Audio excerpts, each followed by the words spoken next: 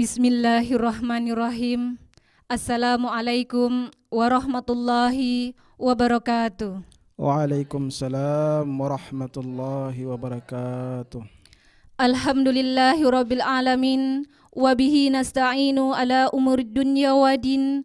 Assalatu wassalamu ala asrafil anbiya'i wal mursalin sayyidina Muhammadin wa ala alihi washabihi ajmain. Amma ba'du. Puji dan syukur kita panjatkan kepada Allah Subhanahu wa Ta'ala, karena hidayah dan limpahan karunia-Nya kita semua dapat berkumpul di studio RRI pada sore ini dalam keadaan sehat walafiat. Tak lupa juga kita haturkan sholawat beserta salam kepada Nabi dan Rasul kita, Nabi Muhammad Sallallahu Alaihi Wasallam, kepada keluarga beliau, sahabat, dan pengikutnya yang setia sampai akhir zaman. Dan semoga kita semua, termasuk umatnya yang setia, yang kelak akan mendapatkan syafaatnya pada hari kiamat. Amin. Ya Rabbal Alamin. Pendengar dimanapun Anda berada, dan juga ibu-ibu majelis taklim yang hadir di studio, senang sekali kita bisa berjumpa kembali dalam program khusus Ramadan 1443 Hijriah di acara Risalah Berbuka Puasa RRI Serui. Bersama saya, Ibu Listiana Holid, akan menemani Anda kurang lebih 30 menit ke depan. Dan di studio juga sudah hadir ibu-ibu dari Majelis Taklim Nur Anissa Bayangkari, Cabang Polres Kepulauan Yapen. Apa kabarnya ibu-ibu pada sore ini? Alhamdulillah ya ibu-ibu. Barakallahu fikum jami'in. Semoga semua yang hadir pada sore ini, kita semua masih tetap semangat walaupun kita dalam keadaan sedang melaksanakan ibadah puasa. Hadir juga ibu-ibu di sini bersama kita, yaitu Ustadz Abdul Malik Al-Husain sebagai narasumber kita pada sore ini. Apa kabarnya Pak Ustadz? Alhamdulillah, baik-baik. Alhamdulillah. Baik ibu-ibu, beliau ini adalah lulusan pendidikan takfiz di pesantren Al-Fatah Temboro Magetan, Jawa Timur, serta berpendidikan fikih dan hadis di pesantren Salaf Darul Muklasin, Magelang, Jawa Tengah. Tabarakallah Ustadz. Alhamdulillah. Pendengar dimanapun Anda berada, dan majelis dan ibu-ibu majelis taklim yang di studio, topik yang akan kita bahas yaitu meramadankan seluruh bulan. Baik ibu-ibu, nanti saya akan memberikan kesempatan buat ibu-ibu majelis taklim Nur Anissa Bayangkari untuk bertanya langsung kepada Pak Ustadz Abdul Malik Al-Husain. Baiklah, untuk mempersingkat waktu, mari saja saya persilahkan kepada Pak Ustadz Abdul Malik Al-Husain untuk memberikan tausiah singkatnya tentang topik kita, meramadankan seluruh bulan. Kepada beliau, Pak Ustadz, dengan hormat disilahkan. Bismillahirrahmanirrahim. Alhamdulillahilladzi an'amana bini'matil iman wal islam.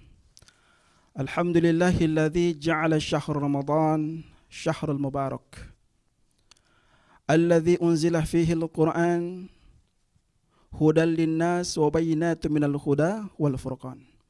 Ashhadu an la ilaha illallah wahdahu la syarika la wa ashhadu anna Muhammadan abduhu wa rasuluh alladzi la nabiyya ba'da. Allahumma salli wa sallim wa zid wa an'im ala habibina al-Mustafa Muhammadin sallallahu alaihi wasallam, amma ba'd. Alhamdulillah, segala puji hanya milik Allah Subhanahu wa taala. Kita bersyukur kepada Allah Subhanahu wa taala mendudukan kita dalam majelis yang mulia. Kemudian yang kedua, kita perbanyak dalam bulan Ramadan ini, perbanyak bersalawat kepada yang mulia baginda Rasulullah sallallahu alaihi wasallam. Ya. Yang sudah hadir di studio ini yang kami muliakan, ibu-ibu yang luar biasa, ya. Ibu-ibu Majelis Ta'lim Nur Aniasia Bayangkari cabang Polres Kepulauan Yapen. Semoga kehadiran ibu-ibu di sini menjadikan berkah, menjadikan sebab Allah istiqomahkan kita di dalam mengamalkan agama. Begitu juga yang kami muliakan para pendengar setia RRI yang ada di mana saja. Semoga kita dalam keadaan sehat, dalam keadaan semangat, puasa kita tetap terjaga sampai akhir Ramadan. Baik, jadi tema kita pada kesempatan kali ini adalah meramadankan seluruh bulan. Meramadankan seluruh bulan. Nah, ini luar biasa. Jadi apabila ada ibu-ibu di sini mampu mempraktekkan meramadankan seluruh bulan, maka ini luar biasa. Kenapa? Karena bulan Ramadan ini bulan yang penuh dengan keistimewaan. Banyak kejadian-kejadian mulia, banyak kejadian-kejadian istimewa yang terjadi di bulan Ramadan. Ya. Karena sudah menjadi sunatullah, sudah menjadi hukum Allah, bahwa setiap sesuatu yang Allah ciptakan pasti ada waktu-waktu yang diistimewakan oleh Allah Subhanahu wa taala. Misalkan dalam satu hari, siang malam ada waktu yang Allah istimewakan, yaitu pada sepertiga malam. Jadi kalau ibu-ibu, para pendengar setia di rumah bangun sepertiga malam menghadap Allah Subhanahu wa taala, maka ini luar biasa. Waktu yang mustajab. Waktu yang kedekatan kita dengan Allah Subhanahu wa taala itu sangat luar biasa. Begitu juga dalam 7 hari. Jadi dalam 7 hari itu ada satu hari yang diistimewakan oleh Allah Subhanahu wa taala, yakni Sayyidul Ayyam, pimpinannya para hari, yaitu hari Jumat. Nah, begitu pula dalam 12 bulan. Jadi dalam 12 bulan ini ada satu bulan yang diistimewakan oleh Allah Subhanahu wa taala, Sayyidus Syuhur, pimpinannya para bulan, penghulunya para bulan. Maka apakah selepas kita terlepas daripada bulan Ramadan, kemudian amalan-amalan kita akan putus begitu saja? Tentu tidak. Tentu tidak. Maka inilah yang dimaksud dengan meramadankan seluruh bulan. Misalkan dalam bulan puasa kita mampu menahan diri berpuasa sebulan penuh, maka di luar bulan puasa kita harus menjaga tetap berpuasa, yakni puasa sunnah minimal 3 hari dalam sebulan, atau puasa Senin Kamis. Kemudian dalam bulan Ramadan kita mampu sholat malam, sholat tarawih selama 30 hari, maka di luar Ramadan kita hidupkan sholat malam.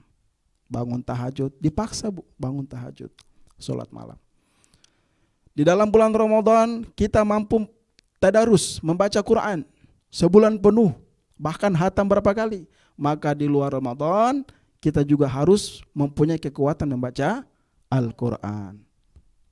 Begitu. Ini yang dimaksud dengan meramadankan seluruh bulan.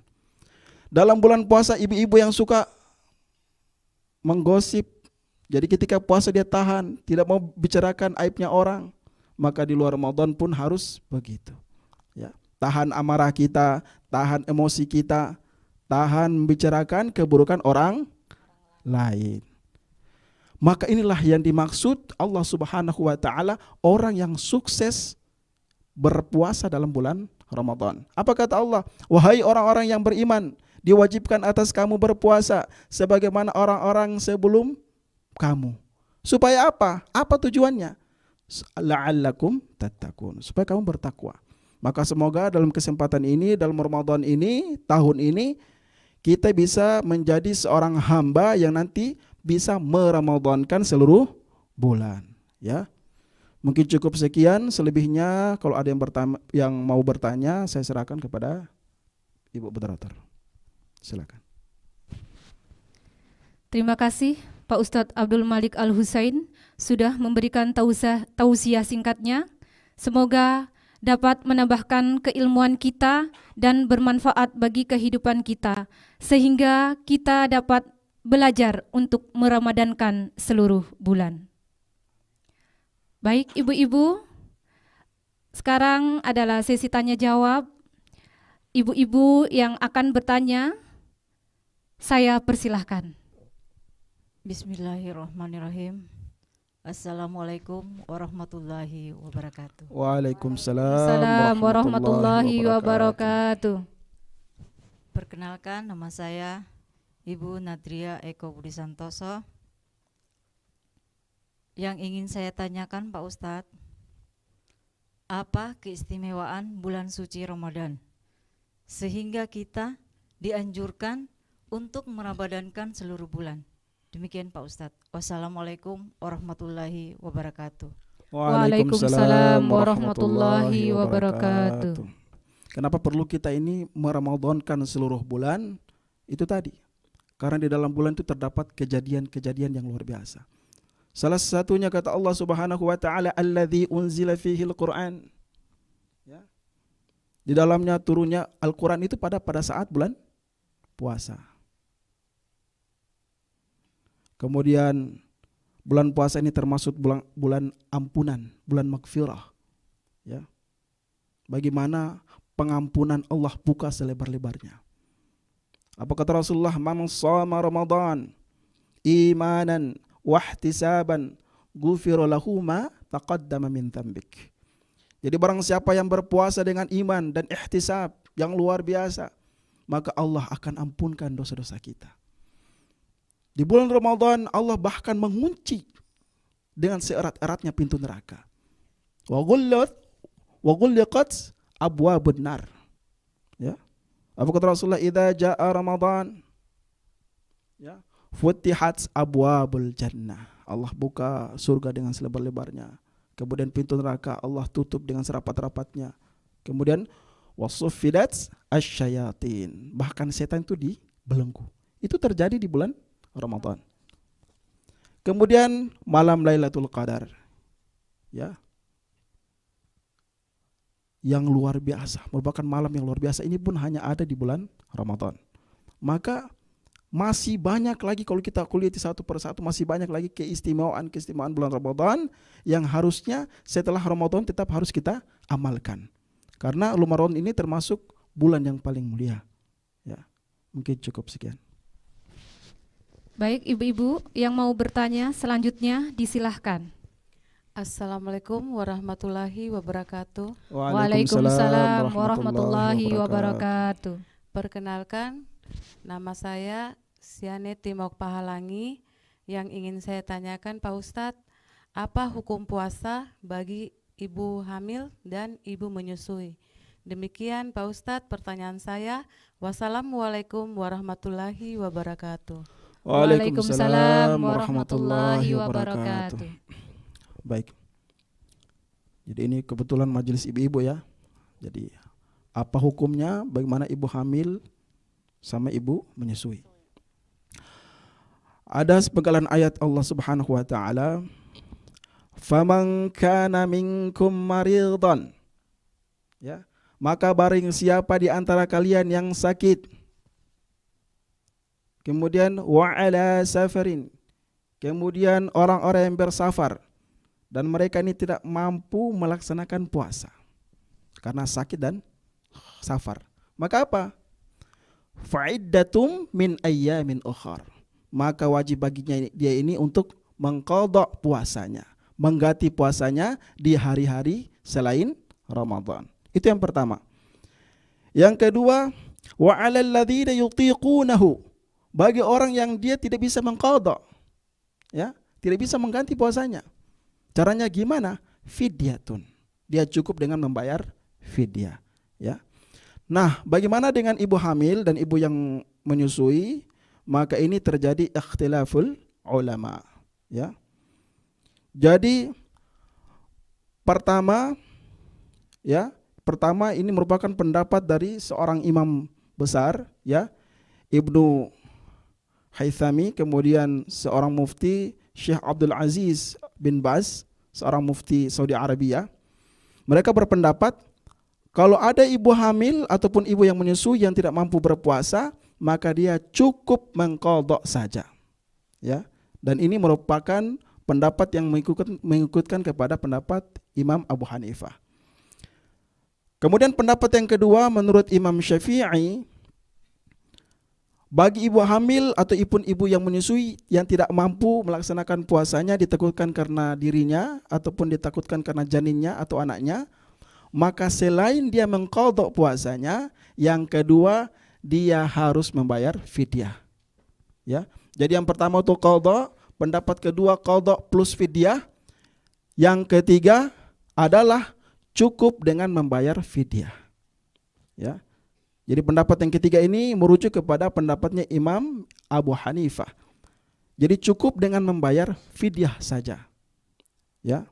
Tidak perlu harus qadha, tidak perlu qadha plus fidyah, cukup fidyah saja. Ya. Cuman kalau lebih hati-hatinya bagus kita qadha kalau mampu, kemudian plus fidyah. Bagaimana Ustadz? Saya ini tidak berpuasa setiap tahun karena hamil lagi, menyusui lagi, hamil lagi. Dan itu ada. Ada kisah seorang ibu-ibu ini, seorang ibu yang salehah. Dia tidak pernah berpuasa selama 9 tahun. Bayangkan 9 tahun. Karena dia itu hamil lagi, menyusui lagi, hamil lagi, menyusui lagi, ya. Jadi anaknya 16. Ya, anaknya 16. Ibu-ibu sini ada, anaknya 16. Masya Allah, anaknya 16. Maka ini tidak masalah. Ya, ini adalah keringanan daripada Allah Subhanahu wa taala. Kapan dia punya luang waktu, dia mengqadha, kemudian dia membayar fidyah sesuai dengan jumlah yang dia tidak puasa. Cukup sekian.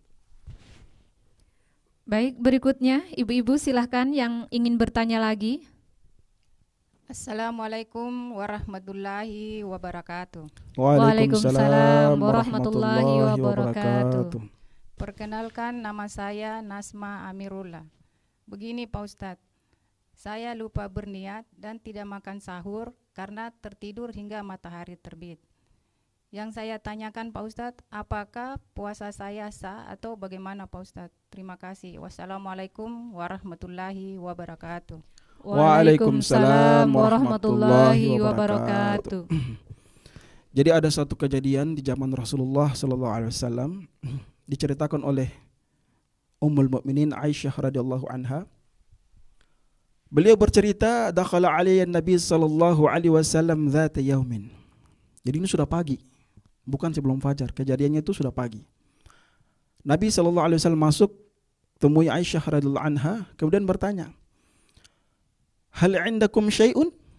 Apakah ada sesuatu yang bisa dimakan? Maka Aisyah berkata, "La, tidak ada." Maka Nabi sallallahu alaihi wasallam bersabda, "Fa inni idzan shaimun." Maka saya berniat berpuasa. Jadi Nabi itu malamnya tidak niat berpuasa. Pas pagi karena tidak ada makanan, maka Nabi langsung niat berpuasa.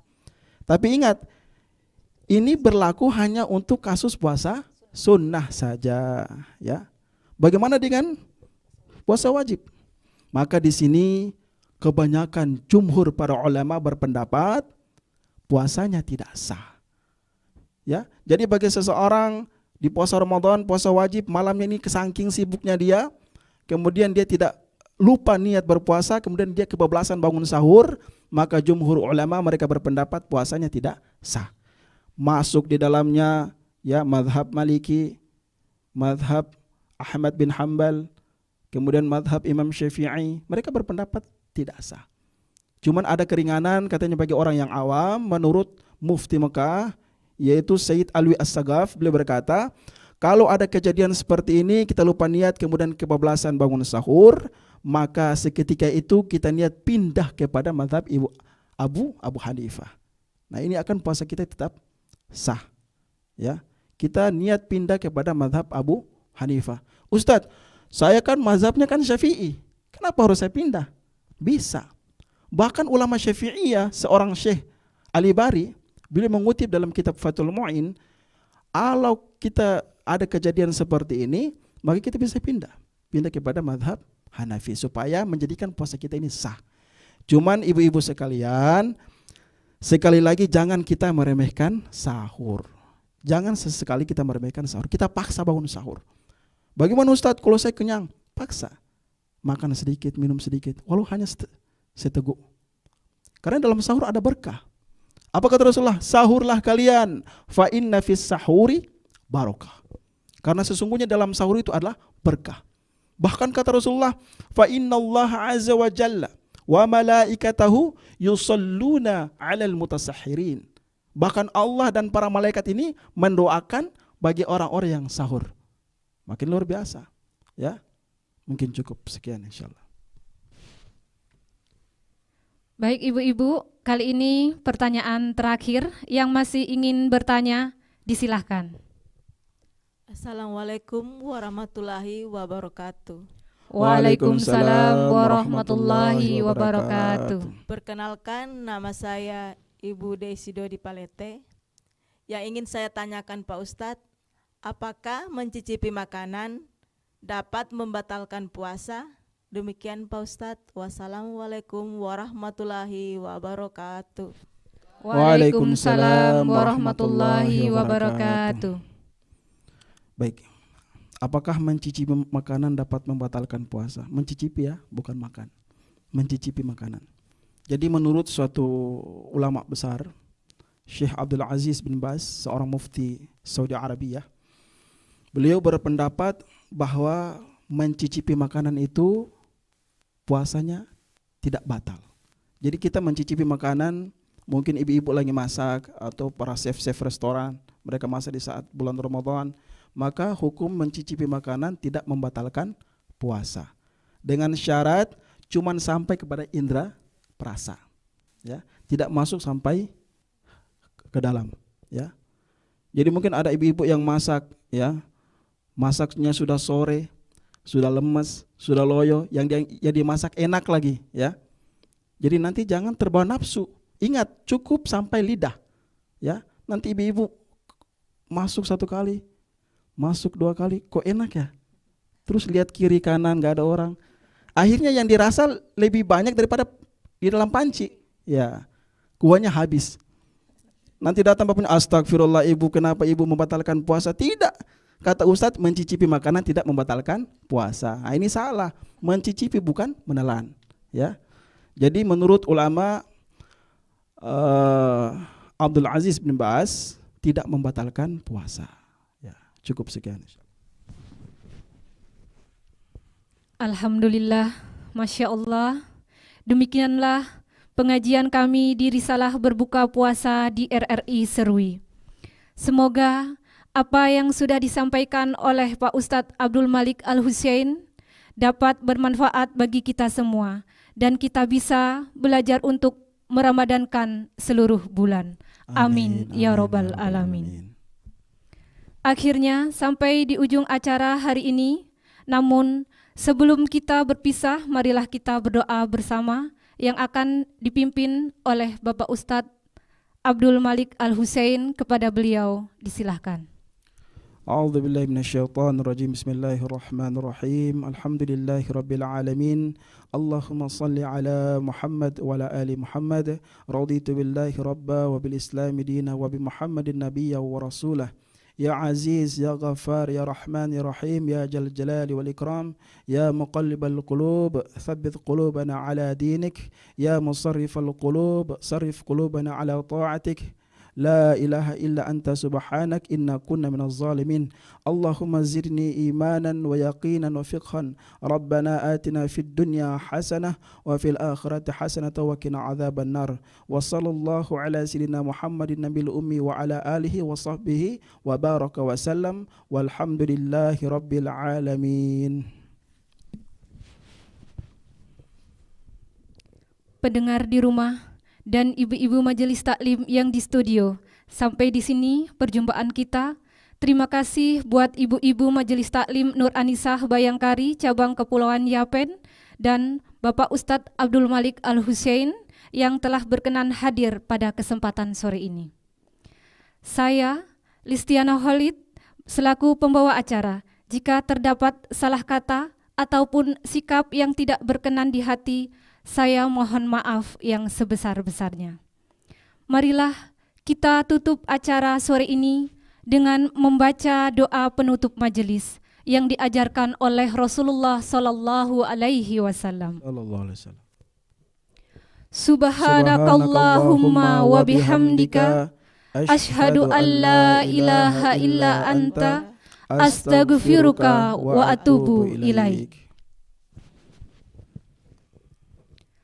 Kami dari Majelis Taklim Nur Anisa Bayangkari, cabang Kepulauan Yapen, mengucapkan selamat menunaikan ibadah puasa 1443 Hijriah. Semoga amal ibadah kita diterima oleh Allah Subhanahu wa Ta'ala dan kita bisa mencapai derajat orang-orang yang bertakwa. Wassalamualaikum warahmatullahi wabarakatuh. Waalaikumsalam warahmatullahi wabarakatuh.